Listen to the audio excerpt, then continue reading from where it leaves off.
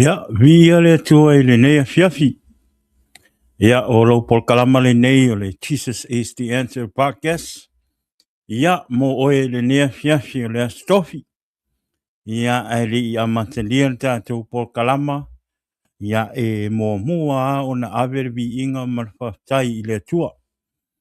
Ia, ilona alofa mlona anga lei o whapenao na tātou toi fei loa i lunga o te penga whailangi i le nea fiafi. Haftai fo i lea tua o leo, maua nei am noa tā ua e whapena ona e ai, ia ma whatau nu uina ai le tātou po kalama e pei ona masani ai i a stofi taitasi. O lea whaftai ei ma ave ere vi inga i lea tua, ia ona awa noa tā ua o tātou maua pea i tātou te wheiloa i ai. Ia i lunga o te penga whailangi, ia i lea i aso tofi, ia e pei ona masani ai.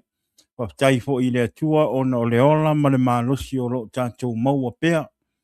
Whaftai i lea tua i lona puipoinga i a te oe mau i aso taitasi a o tātou soifua maola i pea i le neila langi.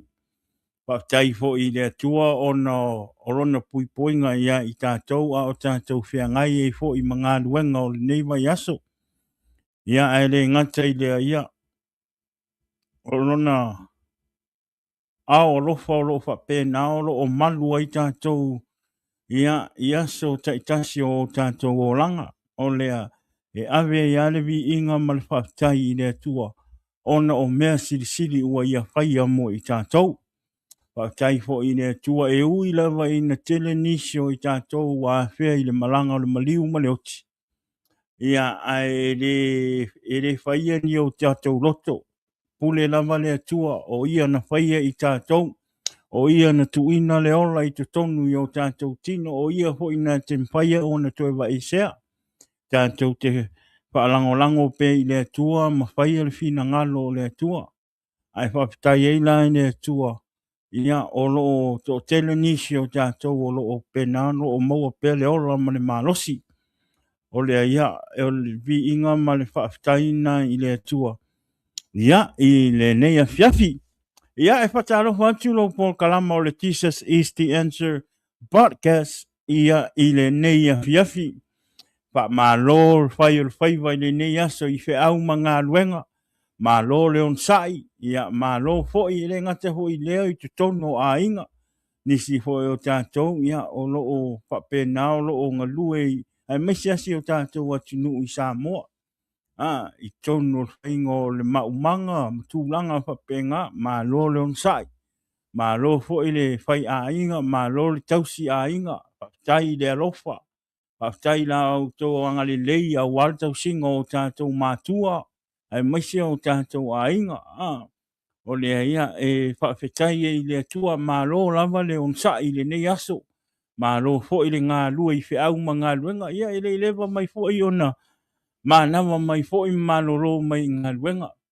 Ia, whaftai i le atua ia, o le fua i umanmanuia whi au ma ngā luenga nei aso. Wai le ise si o tātou e loa ia, po ani me tutupu le nei aso, ia e whaftai i le atua ia, o lo o tātou maua pēle manuia ma le malosia le ngata i lea, o le ola malona puipoinga ia i tātou i le nei aso. Ia a o tātou whiangai ei ma whi au, ma ngā luenga, o ma lolonga e re ngā te hui leo te tonu o tātou a inga. Amen. O lea, e whatalofa tuai le pol kalama i le nea fiafi, ia ma wha ma lo, le whai o le whaiva i le nea aso. Ia i whi au ma ngā luenga. Ia se e mai lau whatalofa i le nea aso. Ia, nei o tātou peoi o le tāna lei. I sunga i whawhengainga mō tau whaletua. Whaftai la o tau ngalua i le ngā luenga le tua. Whaftai fo i la o tau on sa i le ngā luenga le tua. Tari tonu fo i ale loto ma le anganga e ia e le whaingo fia le ngā luenga. Ei teimi e oi fi tā ma whainga tā o ngā luenga. Ia e whaftai la o tau on sa i ma lo le nofo talo foi. E le ngata fo i lea le upo le atua o lo o tau sa ili i le aso ma le aso. Ia a wale la unga ina o le fionga pa ia le atua ina ia whapena o na malolosi loto maanganga o le au ke visiano po o whanau o le atua. Ia, i le atua, amen o lea. Whatalofa atu po kalama i le ne fiafi ia te o tou, ia e maise o tou whalitua. O whea lava se mea o le nei lalulangi o tou au auna e ni ngā luenga, ma whaile ngā luenga le atua. Whatalofa atu po kalama o le Jesus is the Answer podcast ia i le nei fiafi. Ia, se e mei whale o sau whatalofa e le whaangaloina. Sia o tamā whaaleanganga, mala o tina whaaleanganga, na i o mātua whaanga le sunga le.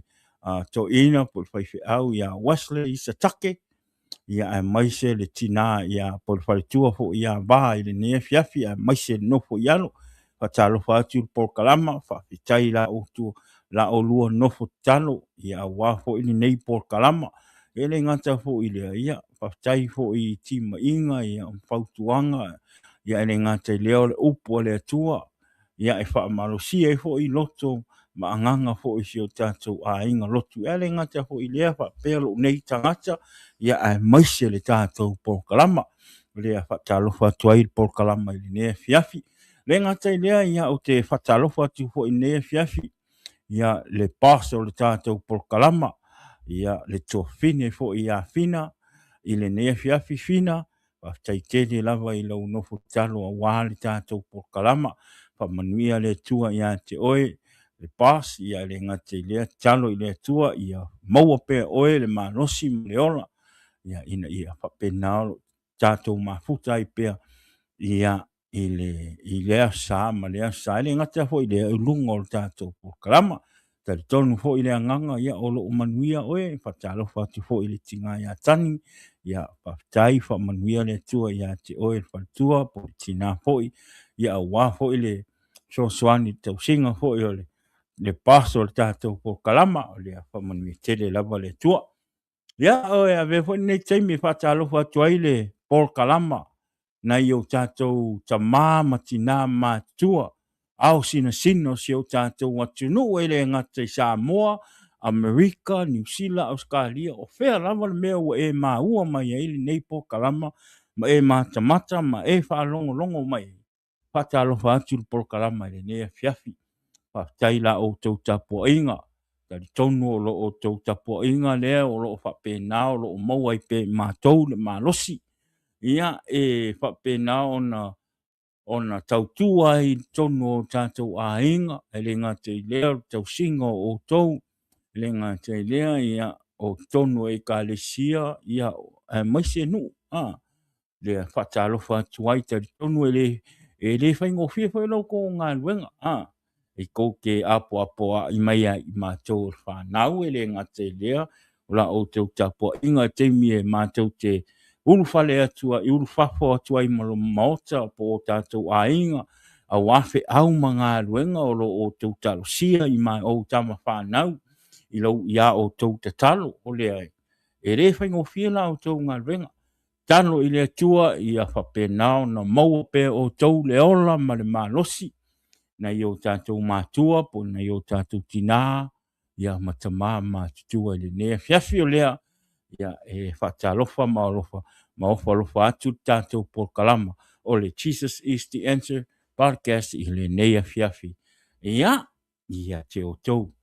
Patalofa atu foile i nei o tātou wō a inga paanga masangi o le tātou por kalama. Patalofa atu tātou por kalama i le nea fiafi. Patai la o tau nofo talo fo i a wāho i le tātou por kalama. Le ngata i lea i a patai fo i le lo tau ngā ruenga o lo whaia pēr i temi e laiva toa i tātou por kalama. Patai a o tau uma lea o lo o fia e whinga le share tātou po kalama e le ngaka i leo kako all our subscribers on YouTube. Thank you so much. Thank you for sharing our program on your platform to show the word and show the world that Jesus is the answer. Amen. E whinga le ao ngaro lo so swani mai e share tātou po kalama ina ia whapena ona so le upu le tua ma le tala lei a Iesu ke viso i le lalolangi. Amen. whāwāonga o lo sosoani, lo sosoani le tātou pokalama o lo tanu e share le tātou pokalama. Share no tātou pokalama I lunga lo platform, ele ngata I lea whapea le tātou YouTube channel, mole subscribe le tātou YouTube channel, ia kame, like, I lunga o le tātou YouTube, ele ngata I lea whapea le tātou Facebook channel o lea.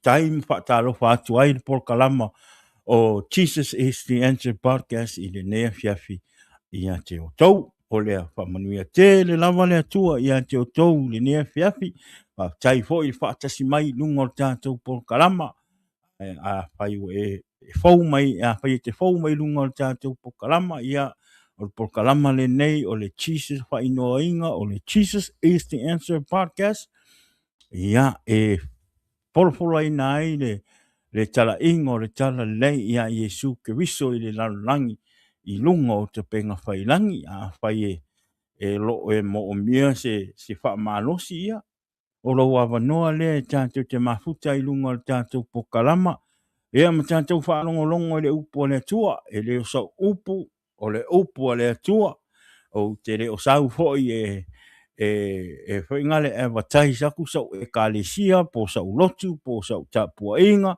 ia o lo te sau whaasoa ma tā lai le suafa manu malo o Iesu Keriso o le suafa lava lea sa tau avea o tātou angasala mo tātou sese ia I lunga o sa tau o suafa foi lea tele na malolo ai mai Whapapula I tau waso, whaatulai eri pipili. Amen. Le swafa leo Iesu Keriso.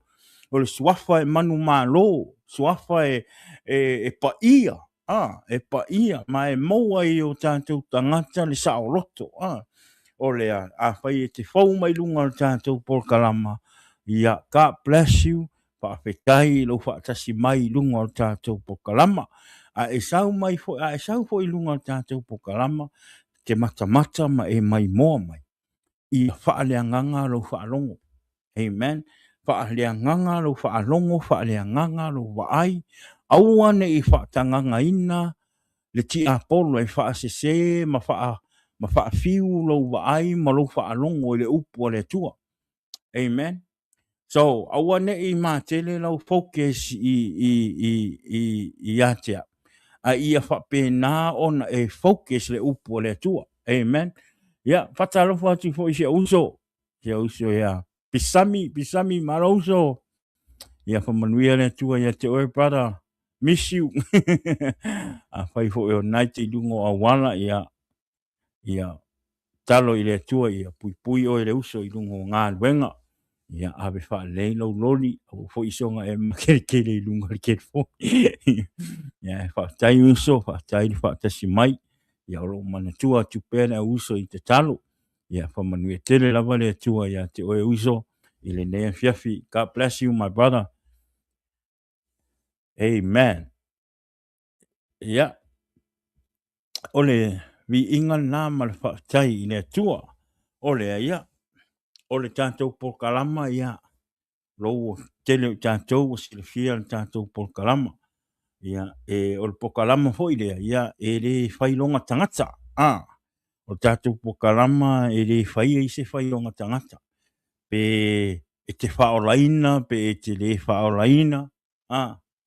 Pe ke fie I mea lalangi, pe ke fie I mea whalea nganga. Po le ko inga o langa ngai ke ola, ko inga o langa foi ngai ke whaia. Le whaasahai oi te sau lungo tātou pokalama. Amen. Mal pokalama hoi le tutusa umatangata I lunga o pokalama nei. A whai tātou te au auna I le atua ma tātou whapea ifo I o tātou loto o Iesu tātou te au auna ai ma tātou whaierwhina ngalo a Iesu Keriso. Ia te tau hoi la ona ia I tātou le alofa. Awa o Iesu Keriso o le alofa lea. O le alofa foi lea. Le va ai alalo ai se tangata I leisi tangata.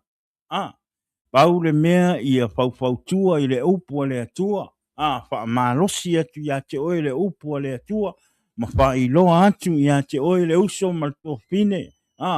O le atua, o le atua o le upu moni ma le ola. Amen. O Iesu ke wiso e ao ia i tātou o na tātou talia i o tātou loto mo tātou anganga, ma ia tātou whaia le whina ngalo le atua, ma ia tātou wha maoni le ngaluenga le atua, ma whaia le whina ngalo le atua. Amen. So ole ia, ele whai longa tangata po le apo ele to inga tāpua, inga nai te tāpua i le atua. Ma to ina tari tonu nai tari tonu ai. Tau pea. Tau pea tātou te whaalongolongo le upo le atua. Whai e te le fia whaalongo le upo le atua, at least just come. Give a chance. Give you a chance to hear the word of God. Aua nge i whaakangaki a polo e whainga le whaasese i lo mawhauwhau, ma whaasese i lo whaalongo. Amen. O le alana o tātou polkalama. Whai o ere i sau Iesu, na sau Iesu le lalolangi nei ele o intangata ua atotoa. Amen. Na awina mai ele atualo na alo pele to tasi i le lalolangi nei. E whaaola i le tangata angasala. Amen. Ele i saula le atua. Ele i saula Iesu ke wiso na o tangata whaolaina. Po un tangata ho ina le ua watonu maami o tonu. Na sau Iesu ina ia whaasao ma whaaola le tangata uanga sala. Pei o au. Pei o au. Pei oi. O tātou malava o tangata ang sala. E o tātou waiwainga, e o tātou sese. Amen. O Iesu ke wiso. O Iesu ke wiso e mau tātou e atotoa. Maua e tātou le whainga le ola whaolaina. Pe a tātou tari tonu ma taria Iesu ke wiso i o tātou tangata, o tātou oranga. Ma tuu ese meo le lalolangi, ma tuu ina naunga ma fia o lalolangi. Ai ola pei o Iesu ke wiso. Amen. O le anganga na o le tātou polkalama o le Jesus is the answer podcast i le neia fiafi pe a pai e te whau mai lunga o tātou polkalama. Amen. Pe ona u whai atu. Pole ale to inga e kalesia o lo e tāpua i ai. Sau pea, I'm not here to advertise my church, or ringale advertise po wau karikonga. No. I'm here for one reason only, is spread the gospel of Jesus. Amen. Tā lai atu le whina ngalo ma le tala lei ia Iesu ke wiso. E le ngata lea. Ia, tā lai atu fo i le lei ma le alofa o le atua. E ana le suinga ina e le atua o lo oranga. Mai le oranga tuai sa o ola. Ia, mai le oranga fau lea o ola ai ma o fia ai. Amen. O lea ia. Au hoi ne e tau mawhai e tau kampea mai lo oranga i lo oranga. This is the other thing. Se stele na whaale tonu i tātou. O lo tau mawhai pe hoi ngale tau whaatusa lo oranga i le oranga o liskangaka. Amen. Au ane e tau mawhai e whaatusa lo oranga i le oranga o liskangaka. Whai a oi. Whai a le oranga ngai ke fia ai. Whai a le mea o e mawhai ange e whai. A wā a whaka e kau mawhai e whakusa o lo oranga. I lesi kangaka. Mai kau mawhai e kampea o e lesi kangaka. E o mei alpha vau, you will never be like that person. E o fo i tātou mātua. Aua nei fo i nei i o tātou tamawhai e kau kampea o tātou whanau o isi tangata. Amen. Whai ala o e whanau. Whai ala o e whanau le me tau ai lo tau mwhai. Aua ne e tau mwhai whapea ai vai atu lo wa mautu mai whanau o le ai. Ngai kau mwhai le e kau kakai a koi ma lo whangau kau mwhai ia sili aku lo whangau. No. Amen. Ave o tātou whanau i le tua. tu o tātou whanau I le tu e ala I le tatalo. O le hana to ina mana onga na ia te oele mātua te mana o whai e lau whanau ma I ola I lau whanau. Tu I luma o le tua. E awane e tau mawhai e kau kampea lau whanau a nisi tangata. Amen. Ia via le tua. Ia o le mesiri, whaftai le tua. Whaftai le tua o lo o tātou maua uma le ola ma le malosi. Amen. Ia au se tātou whaftai pupu na ia mas whatarofa le nā amatai na e le tātou por kalama I le neia fiafi. Amen. Ia ea mai nei vai aso. Ea mai fi au mga luenga. Wa mai tono a inga. Ole fie I loto na ina o nisi ona I uso ie. Patalo fatu le uso fai fi au ia levi weli ia patalo fatu ia por kalama I lau sunga fai fi au levi ia ele ngata fo ilea ia uso matua fo ia Nicolao alo ile ne fiafi lo tatou mafuta mai lunga o tātou por kalama I lunga o tātou Facebook patalo fatu na ia uso fo manuia le tua ia te urua. Whaftai le tua ina ua lewa yaso len te ia malneiwa yaso.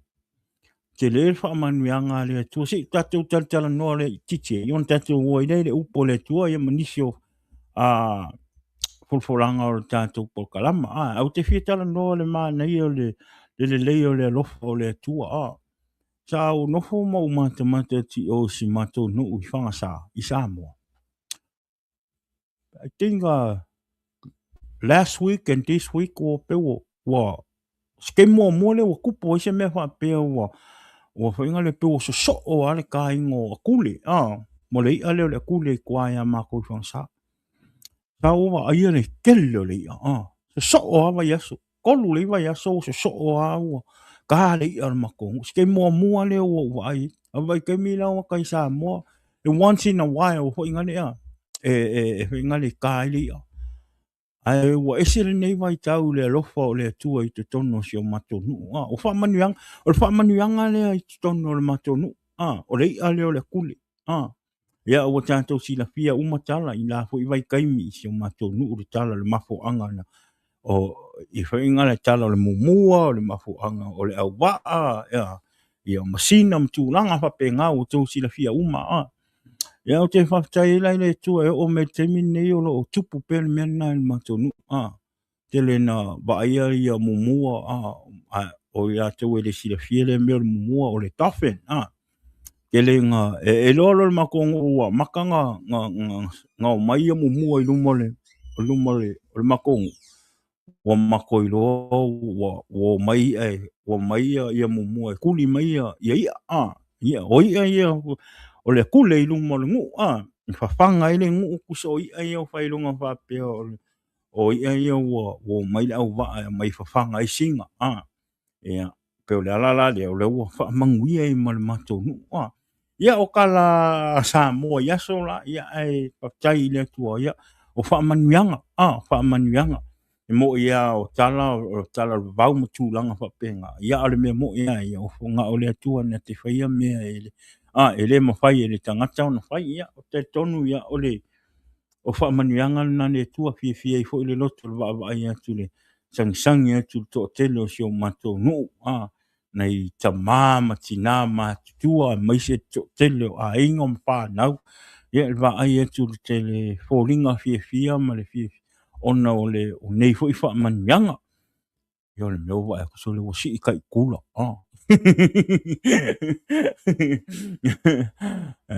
ko si kai kula so le si inga avengo ia o la vai kai mi e ave ako ba ko I le kele ni me ani vai ka so le o ingole o ka usanga ako ele umale usa isa komu ia vi ia le tua ia tanto tele o le upo le tua le ne fia awane ingalo tanto por kalama tanto por kalama le stonai ia male sunga ia tala lei Ia o le sunga ia tala le ia o lo fai malanga inu ngai Alaska. Ia wa ho inisi o fofuanga fale a inga. Ia ai o le astona ia fa maria fa longa fasili le astona. Ia ona o le sunga ia tala le ia o lo o ia Alaska le nei taimi. Ia ai se I o umana matala noa se I vai pe fai ona fai se maso ta inga ia ma le sunga ia tala le. Ia ona tau nuula ia mwhaia leo tau pokalama I le astonai le itu lai. E ongo I le fiafi. Ia ai e ngā teilea. Ia manitunga mai nei pokalama I la o tau talo. Amen. O la o tau talo. Ia e malosi e foi ma foi. Ma maua I le fia e whauau tātou pokalama. Ia I le aso ma le aso. So au hoi nei ngalo ia o schedule tātou pokalama ia o le aso ngafua. Ia e le tu lai balu, ia ma le stofi nei, ia ma le stonai. Ia I le tu lai e ono I le afiafi. Amen. Ia awane ngalo fa mole mole share tātou pokalama. Ia I le nei afiafi. A tātou o la tātou wolo le ufa malosi le nei afiafi. Ia o tātou ufa malosi fo le nei afiafi. Ia e whaingofie lava le tātou ufa malosi nei afiafi. Ia whapenao nā ngā leile atua. Ia whapenao na whaamanuia lo loto ma lo wanganga. Ia I le upu. Uma hoi on sa ili ei lo te una nei. Ia awa le tātou pokalama I le ne fiafi. Ia o le tātou upu fo ia. Ili umi fo se tātou upa soa. Amen.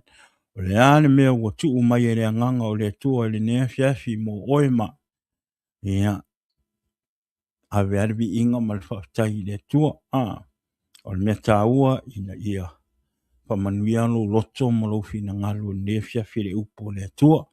Le ngata fo I lea ia manu malo se anganga mo Iesu ke viso.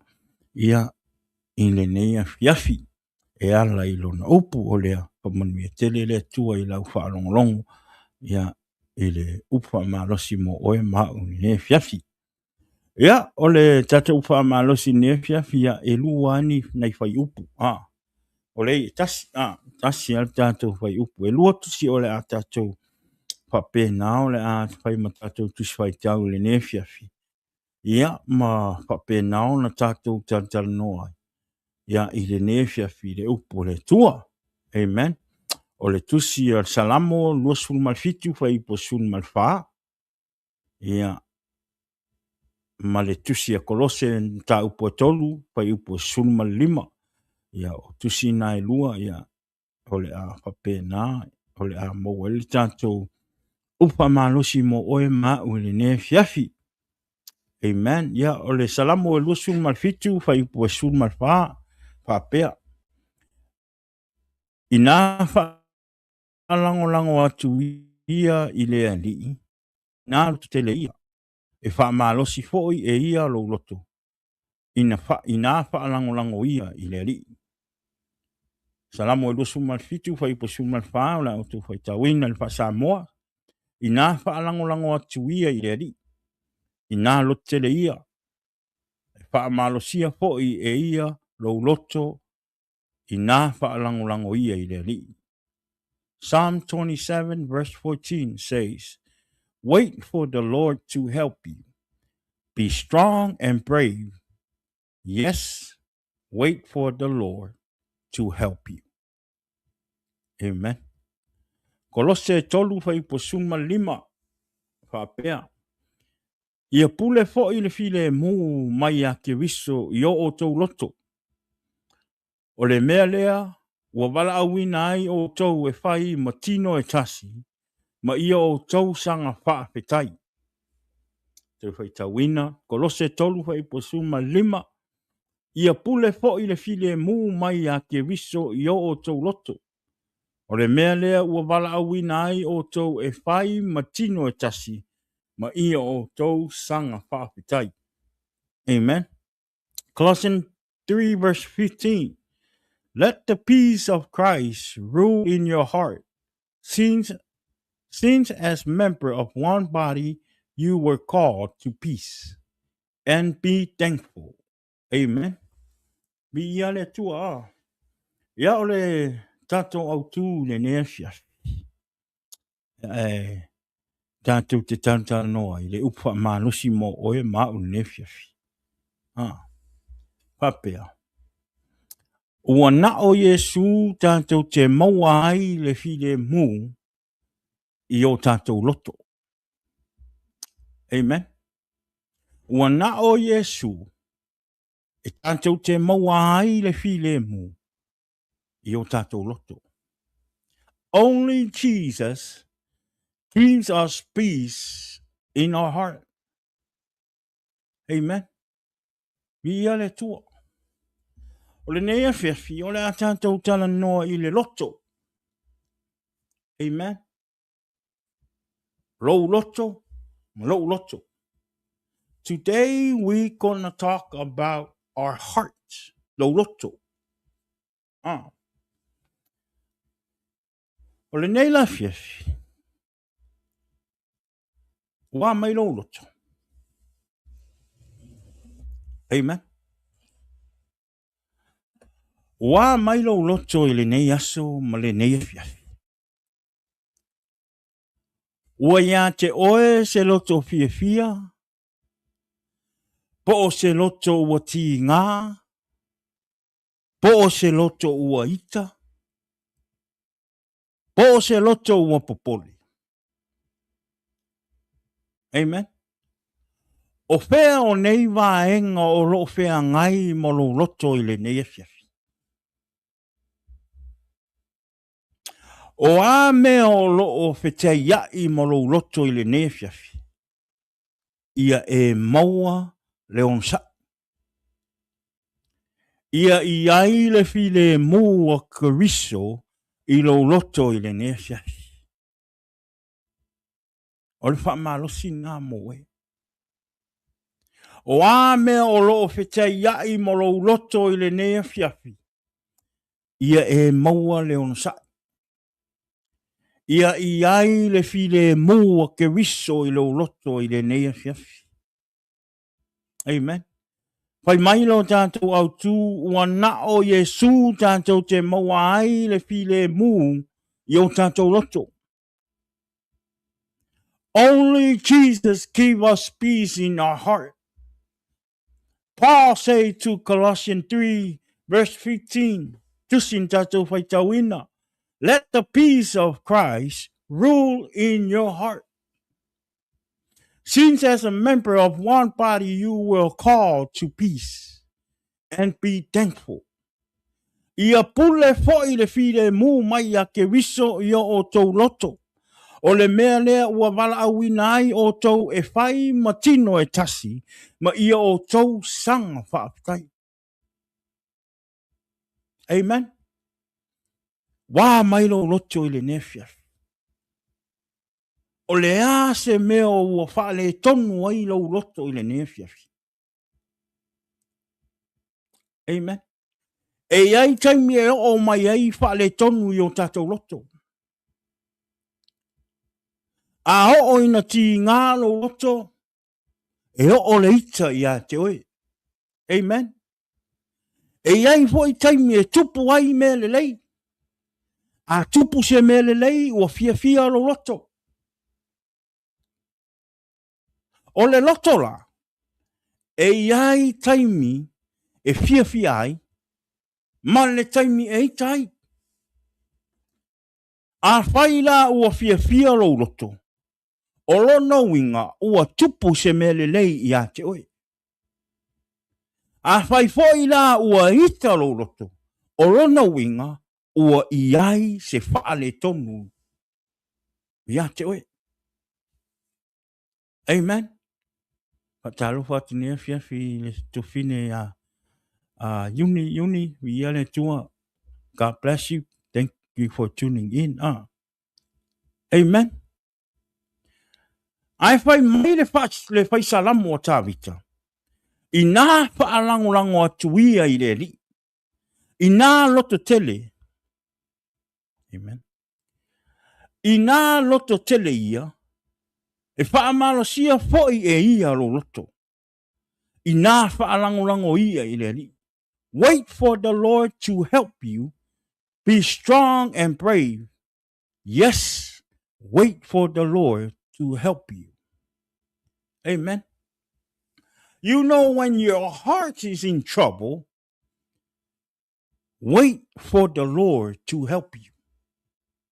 A whai ua o ti ngā mo pua ngā i lo loto. I le nei aso po le nei afiafi. Whai mai le whai salamo tā vita. I nā whaalangolango atuia i le li. I nā loto tele ia.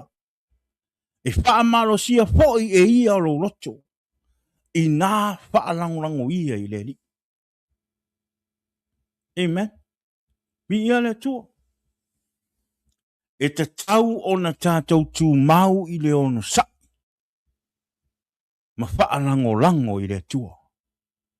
Awa, whai mai e whaamalo sia mai o ia i o tātou loto. Amen. Tele o taimi e tātou te maua i le loto ita. Tele whai o taimi e tātou te maua i le loto whaanonoa. Amen. Ai whai mai ia. Ia tātou tū mau i le ono sai, ma ia tātou whaalangolango i le tua. Awa, whai mai e whaamalo sia mai o ia i o tātou loto. Amen. E teilo. Tele nisi o mai mau o lātou wola, ona o le loto ti ngā ma le loto ita. Se tulo. Tele foi nisi maftanga whaulu ngā lii, ua malepe, ona o le loto ti ngā. Malepe ai whai ngā wō, o a inga, ai mise e kālesia. Whapea nuu maalala whanga. Ai sea, le ai se ono sa i le loto. Le ai se whaalango lango i le tua. Amen. Te loa o na tupu le loto i lolo. Tupu le ita i lolo. E le kaimi ngā ke whaalongo. Mese ala kaimi hoi ngā le pe ua. Le te kangu hoi ngā le po ngau. Ke teu hoi ngā le loko hoi ngā le ke le mawhai o ngā le re ko hoi ngā le. A ho o la kaimi e pā mai e li kamanga. O la mkwa ke le a wha re ko. Pe mai a e ita. Awa ne e ang salai. O a me ti ngā i lo loto. O a me o lo wha le tonu i lo loto. Ie e whaalango i le tua. Amen. Ie e whaalango i le tua. Ie e maua le ono sa. Amen. O tātou tangata whaolaina. E te tau ona e i loa pu lea lo loto. Amen. Tātou tangata ua tā ua le whanau o le atua. A o mai le ita i a te oe. A o mai le ti ngā i a te oe. Ia tātou i loa pu lea o tātou loto. Amen. Ia tātou whaalango i le atua. Ia lava ma tele se lua maftanga ma le ri. Amen. Ia tele foi sau taimi i le awhionga pa ia le atua. Aua ne ingaro. O loo ngā lue le ti a polo i le ao ma le pō. E tau mawhai ina ia manu maa lo mai oe. Tele o taimi e tau mawhai lava le ti a polo e a watu matuu le ita i o tātou loto. Amen. That's the only way for us. E tātou te mawhai e ona te e ti a polo, ma ona mai lei, ma ona mese se tau mawhai ina ia le petia ma manu malo atu oe. Ia tele o tātou taimi i le atua. Amen. Ia tātou whaalango i le atua. Ia lava ma tele se lua maftanga ma le ali. Ia telefo I sau taimi le fionga pa ia le tua. Ia whaatumuina oe le anganga o le tua. Amen. O le ala le tau mawhai o le tia apolo e tau mawhai e sau e wha le anga oe. Ma tuu ia te oe mawhau se ma mawhau lea. Na te le mawhai a ona ua whaatumuina oe le anganga o le tua. Ua lava lau taimi ma le tua. Ua lava lo ora au auna I le tua. Ua lava lo I loa le tuspa ia. O lo whawhanga ai oe I aso uma I le upo le tua. Amen. O Iesu ke viso. Tātou te mau ai le malosi o tātou loto. E te tau, e tātou te mau ai le malosi anga. Tātou te iloa ai, tātou te iloa ai whaatong forau ai o tātou loto. Ai Iesu ke viso I o tātou loto. Ma ola Iesu ke viso I to tonu I lo o langa morou loto. O le whaafai ngō fie foi nā ia te oe, ona whaatong whalau lo roto. Amen. We need to have a self-control to our heart. E te tau ona tātou pūlea o tātou loto. E le tala hoi ngale. Ia aua ne ingoto le la ua e ita pea. Amen.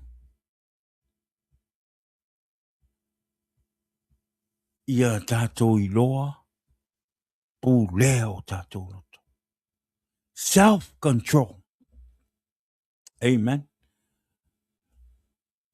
Proverbs 25 verse 28 it says, a person without self-control is like a city with broken down walls.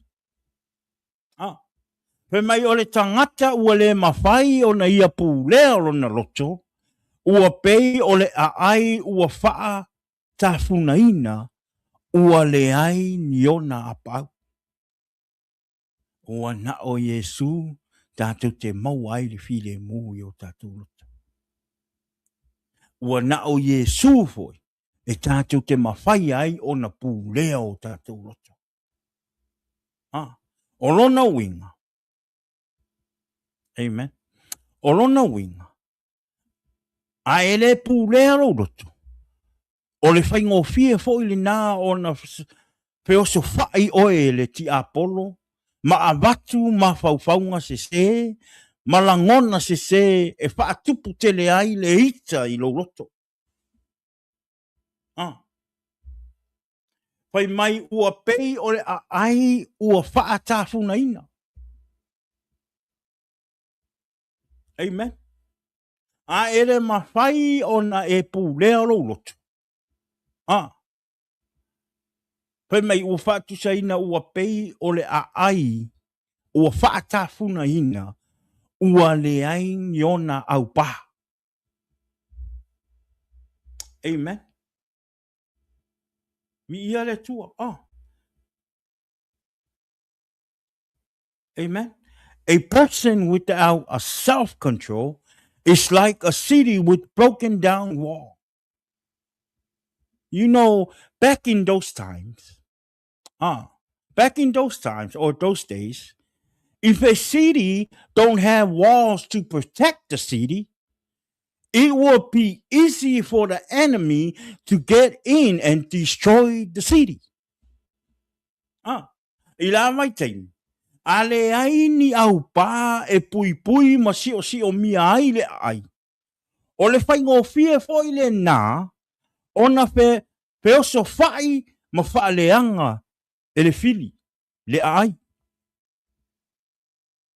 Amen. O le whaingo fie nā, Iaso la I te tonu, le kake vai o fai I oi kako vai o I Usalema, le kake vai e le pā e whaka milo le wā, kai whape ngā Iaso la, I te tonu o le ai. A ho langa fa le anga ina le au pale po le wall. E fai ngo fear o nga attack de le enemy le siri da. Le ala fa atusa tusa ile tangata. Ua le mawhaia o na pūlea lo na loto. Ona ea. Ona ere o iai se au pā. Ah.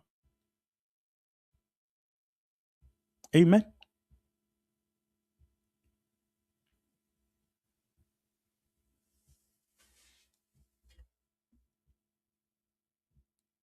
I ia le tua. Ah.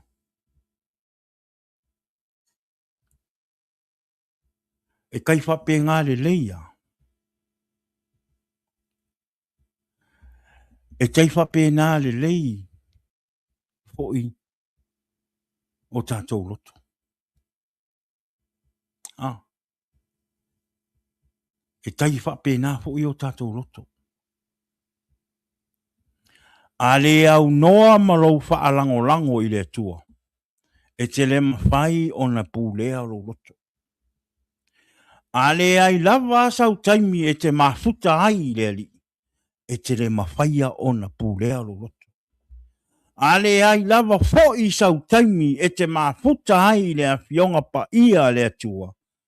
E te le mawhaia lava o na pūlea lo loto. Aisea, le aise au pā e pui pui ma si o mia ai lo loto. Ua whaingo fie le ti Apollo ma o na fili o na feoso whai lo loto.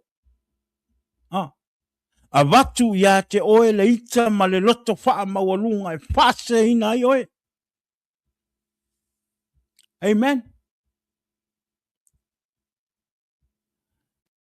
Ale ai so taimi ma le atua. If you don't have time to spend with God, if you don't have no relationship with God, if you don't read the Bible, spend time to read the Bible, the enemy will get you easily and pull you easily. E whawhaingo fie ni ti Apollo o na sau e so atu oe ma ave oe ma manu ma lo mai oe. Aisea. Leise au pā. Leise au pā. Amen. Whaingo fie ti Apollo o na sau e watu me se i a te oe. Whaingo fie ti Apollo o na whetoso whai solo oe. Ma wha leanga solo oe. Ma wha poronga i a te oe. Aisea. You don't have time to spend with God. You don't have Jesus in your life. You don't read the word of God. Amen. It doesn't matter if you know God. It doesn't matter if you know Jesus. It doesn't matter if you go to church every Sunday. But if you don't have time or relationship with God, the devil will easily use you. Amen. E whawhaingo fia le ti Apollo na whaanga inga oe. E whawhaingo fia le ti Apollo na toso mai oe. Amen. Le ai se au pā. Na te pui pui. Ma si o mia lo loto. Ai o le tangata ua mawhana le maftanga ma le tua. E tala noa ma le tua. E wa ai i le tua. E wha moe moe i le tua. E alofa i le tua. E wha tua tua i le tua. E matau i le tua. O le tangata lea ua mawhaia. O na pūlea lo na loto. Aisea. A wā ua le mawhai e le ti Apollo o na wheso. Feos whai lo loto. Ona ua wha tumuina oe i le alofa ma le anganga pa ia o le atua. Ua avea le anganga pa ia o Iesu ke wiso e whai ma au pā pui pui o lo loto ma lo anganga. Amen. e fiu la le ti a polo e tau mawhai e sau e feo so whai oe ma tau mawhai e kosi aku oe. E le mawhai aisea. Ona ua te lelo mafutanga ma le tua. Ona ua moni lo ua lofa i le tua. Ona ua e whaalongo i le upu o le tua. Ma whawhanga lo wanganga i le upu ma lo loto i le upu o le tua. O siwia lo o langa. Ua e talia Iesu e avea mo wali mo whaora. Ua iloa le mala malama ma susulu le mala malama o le atua i lo o langa. Amen. O le makua i ingo sia o e le ki apolo. O le makua i ingo sia ma ika le ki apolo i kangaka ua lava le mafukanga ma le kua. O le kangaka ua si o mia longa loto ma lona nganga. I le au pa o le nganga pa i o le tua. Amen. Pa e te tau ia te oe le tangata kewisia. E te tau fo i o na tātou whaitete. E le malo lo le ti apolo. E le malo lo le ti apolo. You have to make sure you depend on God, lean on God for everything. Whaalango i le nganga pa i o le atua. O le taua le tātou te taua i o le taua wha le nganga. Ia aua nei e wha vai vai. Aua nei e malolo. Ia e ngā lue, ma e ngā lue, ma e ngā lue, ma e ngā lue pēa e whai le ngā luenga le atua. Whai le whaao ngā le wala wina oe le atua i lona whi au malana ngā luenga. Ia aua nei ia te oe le wha vai vai ai e wha marosi pēa. O le taimi ia tātou te wha vai vai ai. O le taimi nai attack mai e le ti apolo tātou. Amen. That's the time the devil will attack you. When he knows you're getting tired, you feel comfortable. Ua maka o ngā maua le mea ngā ua whaingare ua e whaalongo i fo o lewa. Ua kei oe ua kawa oe lea kua i ke mi Ngā maka lo le mea ngā ua maka o ngā e whaavai vai e whai kauri kuspa ia. Ua maka o ngā e whaavai vai e whaingare e whaile ngā ruenga ngā wala au wina ai oe le tua. O le kaimilana ngā e oso mai e kamaro ki a poro e waku oe. We have to be careful. E te tau o na tātou mātala. Amen. A o fo ina tele mai pōpua ngā ma whainga tāo le nei o langa. Tātou whaalango. Tātou whaalango i a Iesu ke wiso. Ua na o Iesu e tātou te maua ai filemu i o tātou loto. Amen. Aua fo ina i manu mālol ti a polo i lo loto. Aua ne i o tātou tu ua sia wanoa le ti a polo e sau e whaa mimika oe ma wha se i a ke oe. Amen. Ia tātou maua se loto mawalalo. Amen. Ia tātou maua se loto tu mau i le tua ma se loto finau i le tua malana ngā luenga. Amen. E te tau ona tātou fi ngau i lona ngā luenga. O le ale mea lofa le tua o wha manui ai oe. Ma wha o ngā ina ai oe. Wha maoni ai. Ngā lue ma le wha maoni ai. Whai ma le loto mawalalo. Whai ma le wha maoni. Whai ma le ono sai. Amen. Ia le tua. Ia tātou ngā wai o tātou loto. Ia ngā wai o tātou loto i le tua. Ia aua nei iaisia wanoa e tau mawhai e le ti a polo E koso aku oe, ma manu malo atu oe. Ai ia tātou ngā wai le atua. O le tele o lo tātou wau ngai le atua, ma watu o tātou wola i le atua, ma o tātou loto ma tātou anganga. O le malosi fo ina, le malosi fo ina e tātou te e le fili. Maona pepelo, maona mese se tau mawhai e whase ina i o tātou tangata. Amen. Ia kopo e fitu, ia kopo e whawha i upo e fitu. Pe mai o le mea lea ia o tou ngā wai iai i le atua. Ia o tou te e atu i le ti a polo. Ona sola ese ai lea o ia i ate o tou. James 4 verse 7 says, submit yourself then to God, resist the devil, and he will flee from you.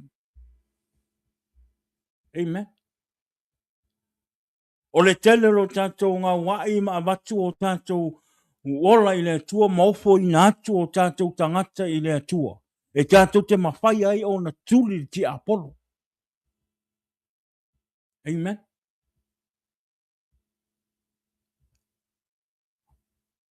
O le wha maa losi mai o le atua i a te oe maloloto. E te mawhai ai o na pūlea lo loto malo tangata. Amen. A le au noa rā ma Iesu i te tonu i o tātou o langa, mo tātou loto. Tātou te le mawhaia o na pūlea o tātou loto. Tātou te le mawhaia o na tuli le fili. Ma ona vai ngā au. Amen. Aua ne i atu wale o tātou loto i taimi e o mai ei, pao so songa a le fili, ma ti a polo. Ia tātou whaalangolango ma wha moe moe, ma le wha tua i le tua o ia na te wha malusi mai i a te oe ma. O umar tātou wha malusi. Amen. A o mai hia wha so songa ma whainga tāo o leolanga. Aua ne i o tātou vai vai e. Ia tātou wha lango ma wha moe moe ma wha tua i le tua. Amen. E le tu la fo ia e le tua ona tangata. God will never left us. He will always be there and he will always help you. Amen. Aua ni ia tu wale o tātou loto i teimi o mai ei pa so songa le fini ma le ti apolo. Ai e tātou wha lango ma wha moe moe ma wha tua i le tua. Awa o ia na te wha malosi mai i lo loto. Amen. Pai mai le yone su wha whai upu mua. Aua le ato tu wale o tau loto. Ia o tau wha tua i le tua. Ia wha tua mai. Ia wha tua mai foi i atea. John 14 verse 1 it says, do not let your heart be troubled. You believe in God, believe also in me. Amen. O le atua. Umal tātou whaamarosi. O se sosoani nā mo oe mā uli ne fiafi. I o tātou loto. I a tātou ngā wai o tātou loto i le atua. Amen. O na o Iesu e tātou te maua ai le filemu i o tātou loto. Only Jesus give us peace in our heart. Amen. O le ala se mea ua papena ua ti ngā ilo loto i le nea fiafi. Ia. Parangorango i le tua. A whai po ua wha misa atu le tina po le tamā o le ainga. On sai. Amen. On sai. Parangorango i le tua. Pou leo o tātou loto. Aua ne i manu mālo le ita. Ia te oe. I le nea fiafi. Amen. A e ita. aua ni e ang salai. Aua ho ine ingoto le la, ua e hita pia. Amen. Tatou wha malolosi le tua. I tatou tu mau i le tua. I tatou wha tu tua i le tua. Tu o tatou a inga i le tua. Wani mea o lo te tupu i o au tafa, wani mea o lo te tupu i te tonu o lo a inga. Le a fo i se mea o tupu i a te oe. Po se mai. Po le a lava se mea ua whai ma wha lawe lawe i a te oe. Tu i le tua. Te talo i le tua, wha tua tua i le tua. Amen. I sei e suma lua whai upo e lua. Wha pea. Wha auta. O le tua. O lo wha ora tanga ia. O te wha tua tua. O te le fefe. A wā o le ali i le tua. O lo ma losi ia ma la upesi. Ua a vea foi o ia. Ma o wha ora tanga. Amen. Vi ia le tua. O le tata upa ma losi nai le ne fefe. Amen. Tari tonua, te le se wha manuianga ma le soani e le tua i le upu i le nefiafi. Mo oe ma. O le tua, o le tua alofa. Na te le tu la fo ina i tātou. Amen. E le tu la fo ina i le tua lona whanau. Amen. O lea. O le ase mea ufa le tonu i lo loto. A vea le upa malosi nefiafi. E whai ma wha malosi anga i a te oe. Pe mai le upu wa na o Iesu tātou te mua ai filemu i o tātou loto. Only Jesus give us peace in our heart. O na o Iesu ke viso. Amen. A vea le upu wha malosi nefiafi. Whai ma wha malosi i a te oe. Le ngate i a te oe le pealo wola au auna i le tua. Amen. Ia tātou wha malosi whaile ngā luenga le tua. Tātou wha malosi e whaialo na whina ngalo ma tā lai le tala lei i a Iesu ke viso.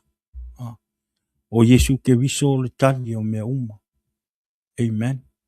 O Iesu ke viso foi e tātou te maua i le ola e wha wawau. Amen. E le ai lawa se si suafa, e le ai lawa se tasi e tātou te le mawhai, e tātou te le e mawhai ai ona tātou maua le ola e wha wawau wa na o Iesu ke viso. Only Jesus Christ. Amen. Only Jesus Christ.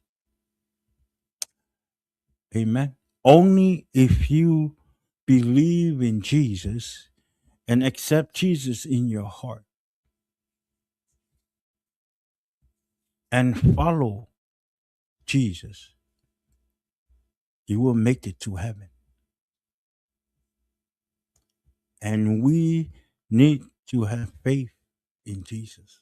E te tau ona tātou whaamaoni i le atua, ma whai e whina ngalo le atua. Ma muni muni i a Iesu ke viso. Amen.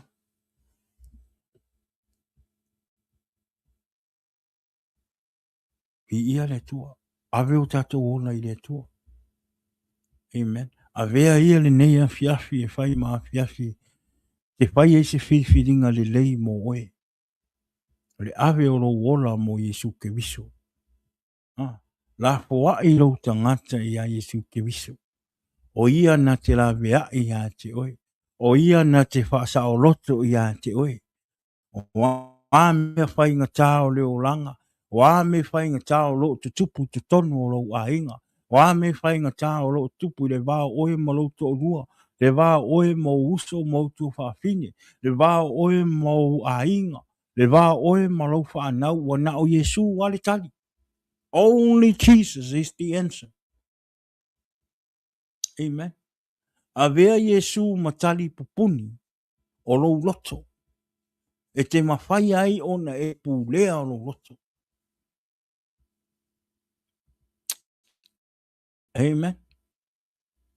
Yes, we know Jesus.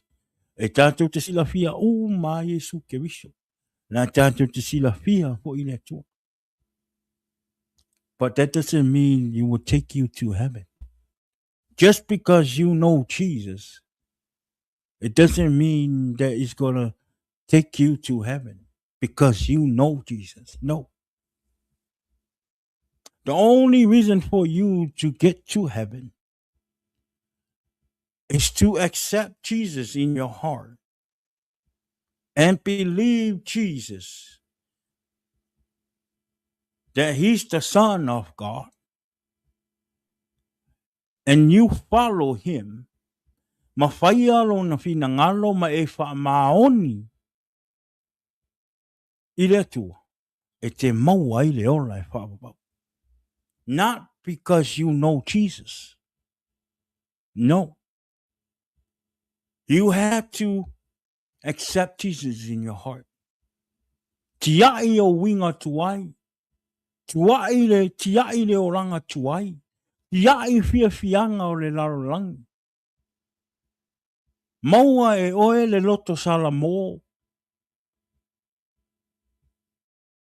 Ma le wha maoni. E te sawa i e talia Iesu ke viso. E a vea maua ni i mau whaora. Ma e whaia lo na fina ngalo. Ma ia e matau ma le wha maoni i le tua. Ah.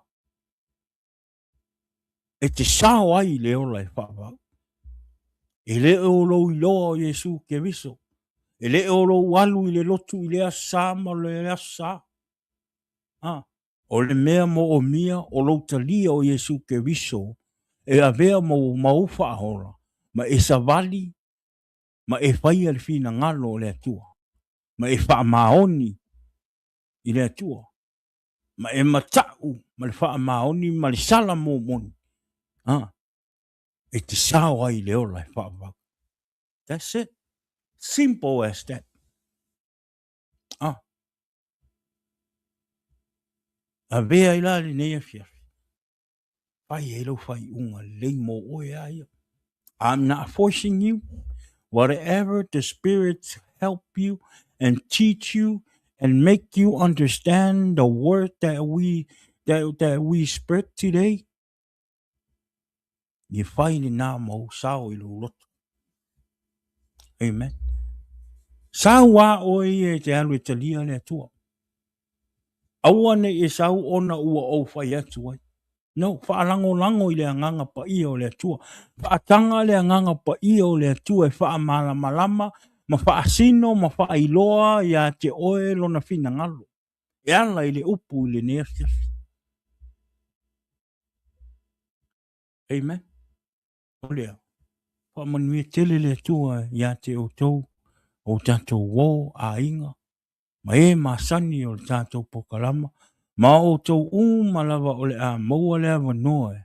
Te mata ma e whaalonga i le upo le tua, i lunga o le neipol kalama. E alofa le tua i ate oe. E alofa Iesu ke viso i ate oe. O loo maua pea le awa noa mo oe, te sawa i te sala mo. Ah, ma ave lo wola i le tua, ma e talia Iesu ke viso i lo wolanga. Ma e ola ai. O na tātou maua lea o le manuia. Amen. O lea. O le tātou polkalama le nā i ne fiafi. Whaamanuia le atua, le nei vai aso. Whaamanuia le atua i fi au mga luenga le aso a tai au. Toi tātou whenua i le asto nai. Pe a ho o toi le ola ma le malosi. Amen. O lea, mi ia le atua, ono Iesu. Amen. Ya.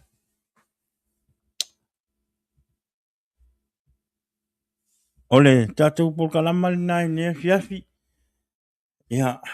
Mi ia le atua, whaftai le atua i lona upu. manuia le tua ia te o tō malawa tātou whaatasi nei po kalama. Ia, manuia fo i le tua i se uso ia pisami i le nea fiafi. Manuia tele le tua ia te oe brother. God bless you brother. Be safe on the road. Talo pea mo le uso. Ia, pape naona pui ia o tō lungo awala ia le ngate leo ngā luenga. Manuia tele lava le tua ia te oe uso. In the name of Jesus, God bless you, brother. Ia, tātou po kalama na, tātou whenua i le astona i lona i tūla e ono, pēr o tuai le ola ma le marosi. Ia o le nea fiafi, wha manuia tele lava le tua. Ia, i le nea fiafi, paisa ulotu e moe ai. Amen. Paisa ulotu e moe ai. Awe lau whaftai i le tua ona ua. Te le fo i le ao ngā le upo le tua i lau loto i le nea fiafi. O whai ma wha malo sianga. Whai malu i tau i a te oe i lau ola au auna i le tua. Pe ona u whai atu pule lava oe. I le o langa e te ola ai pule oe i lau whai unga. Whai e oe lau whai unga. A o so soani o po kalama. O lo wha taritari Iesu ke wiso mo oe. O meo le lalurangi nei e ngaka lona manuia maona le lei i le lalurangi nei. A o le talia o Iesu ma e avea mau whaola ma avea oe ma se tangata whaolaina ma se tangata ua whaafawina le oranga ua avea Iesu ma o whaola. E te maua le whaavavau ma le ola e whaavavau ma le manuia e whaavavau. Ai a whai e uma atu le oranga nei o lo e fia pe i mea o le lalurangi. Ma whai atu ina naunga o le lalurangi. My brothers and my sister. E tātou te hiu i le pāwhi. Le mea e le tatau ia te oe le tangata keusiano, maau le tangata keusiano. Ona tātou o ai. Amen. E le ai a se whainga tā. Le ai a se whainga tā, lo whainga o fia i lo sau e te lia Iesu. Te whainga ma whainga le ma spans au kaimi ma le atua. Pai taulo tu spaia. Au hoinge e whapea e te saulo e te lia Iesu ma ua avea oe ma tangata whaorainga, ua whaafowina o lo langa. Ua e tia i meo le tu ina naunga o le oranga, fianga o le laurangi. Nga e whaapela ia o le ale e tu e maua ni whainga tā, ua le tu e o mai ni pua ngā o le oranga i lo ia te oe. Mai o lo uso mo lo to fine le nea fiafi, you will still face problems. E tātou whei tai, te whea tai a ma pōpō ngā ma whainga tā, o le oranga i aso umalawa, aisea, o ngā o le tātou te iai a le lalurangi nei. So e sau i le atua, o lau advice mo oe, a whai e whaulo tangata whaolaina, o whaulo wola i le atua, o whau mea ia e te tau ia te oe ona e tu mau, ma e wha mahone whai taulo tuspa ia, ma e te talo i le tua. E wha malo sia i lo woranga, e wha malo sia i lo wola wha kewisiano, lo wola wha lea nganga. E wha malo sia i oe. Amen. A wā a wha e sau e wha e whaingale te lia Iesu ma ua e sala mō. Na e sau lora i e ngofo e te lei whai tau le tuspa ia. Noro walu le lotu ma le pauho ina o le teimi e te whai tau e tuspa ia. Ona o le teimi e te anu e le lotu. Ai ale ai la sau fie whai tau le tuspa ia. Ma e mahuta i le atua ma e te talo i le atua. E whai ngofie ti apolong sa unga koe kosoku e. Amen. E whai ngofie ti apolong attacker e sea. Because ele o Iesu, ele o whawhanga ina lo tangata. Lo wola whaaleanga i le upu le atua. You don't have to wait on Sunday for you to go to church to listen to the word of God and read the word of God. No. You can read the word of God any days of your life. So se kaimia ke maua ke whaikau aile, le kuspa ia le aku. E ke whai kau ma e koe la ngā oe ia oe. O le wha malo singa ngā o tātou ola wha le nganga pe a whai. O le a e sau e te talia Iesu e avea mau wha aola. E te tau ona ana e whainga le whai tau le tuspa ia le tua. E whai ma so soani. Ia te oe. Ke loa oe. Ai, e re o au se tangata sa fie whai tau tuspa ia. Tala malamoe. I was never like to read the Bible. Sometimes I go to church, I don't take the Bible. I don't read the Bible when I go to church. But when I gave my life back to Jesus, gave my life back to the Lord, I asked God to make me strong, to make my spirit strong. And he answered me. How he answered me? He gave me a vision. O le whai o le tātou pokalama. O le tālai o le whina ngalo ma le lei o Iesu ke viso I lunga o te penga whailang. And that's how I became to read the Bible, to love to study the Bible. Amen. E se au wala le tu e whaasino mai a te oe te whaia ile mea, whaia ile mea. A o le wha malo se ina o lo ola whaaleanganga. O le whaitawina o le tuspa ia. Amen. Iau sina soani atu le na I le ne fiafi ai manuia tele nei po. Manuia tele lava nei po. Pa manuia le atua ia te o tau. God bless you. Ia e nei teimi ia e te whātou whātua ai. Ia I le pasol tātou po kalama. Tō fine ia fina. God bless you. Ia talo I le atua. Ia pape nao na wha manuia ia te oe. Tō fine ia po le paso o le tātou po kalama o le Jesus is the Answer podcast. I le ne fiafi o lea. Pa manuia tele lava le atua. Manuia le po. Tātou wheloa I le astonai. I le rofa maleanga leo le atua. In the name. Jesus is the answer for the world today. Above him there's no other. Jesus is the way. Jesus is the answer for the world today. Above him there's no other. Jesus is the